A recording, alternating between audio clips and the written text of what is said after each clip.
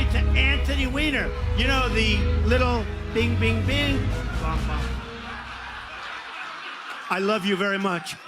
Jeb, I can't call him Bush. He doesn't use his last name. Did you ever see a sign that says Jeb Bush or Bush? Now, there's a reason he doesn't use his last name, because it's not going to work too well, because we had a lot of problems with that last name. You know, I've been watching Bush on the border. He's in a seersucker suit. He's talking about, yes, oh, yes, the anchor baby. Oh, I shouldn't say anchor baby. Now, I have heard that Jeb Bush was the mentor to Marco Rubio. Two nice people. I think Jeb is a nice person. He's very low energy. I'm not used to that kind of a person. Kerry, who's a baby. I mean, here's a guy goes on a bicycle to go on a bicycle race. He's 73 years old. He's in a bicycle race. He falls. He breaks his leg during the negotiation.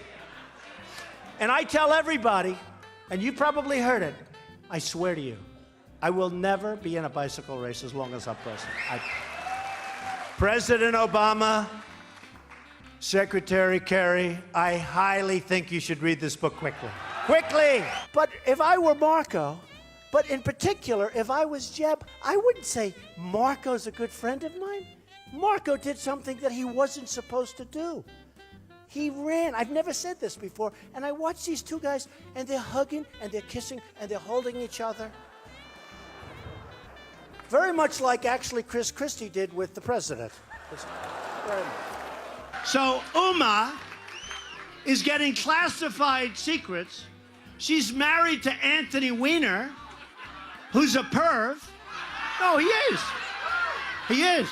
I went to the Wharton School of Finance. You know, like really smart people go to the Wharton School of Finance, I would tell you. Now, I have great respect for China and their leaders. And hey, look, the largest bank in the world is from China. They're a tenant of one of my buildings. They just devalued their currency the other day. 2 decades, the biggest they've ever had. They're killing us. You know what that is? They call it a sucking action. Every time you see them, you know what the sucking is? They're sucking the jobs and the money right out of our country. That's what they're doing. And then they say, you can't build a wall.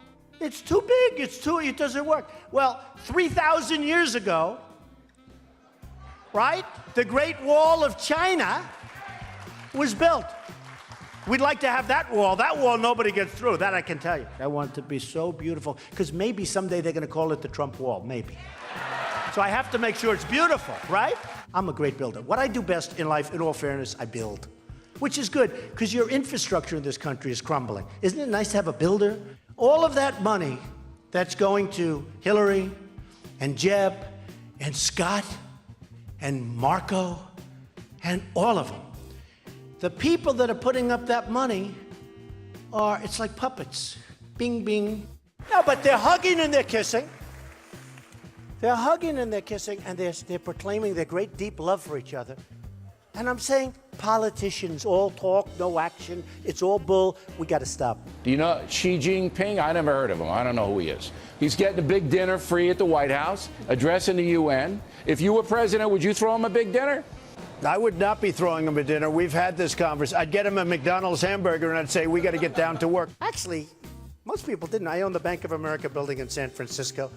Big, big, big chunk. And it's a great building. Got it from the Chinese. I did great. Great. They still don't know what happened.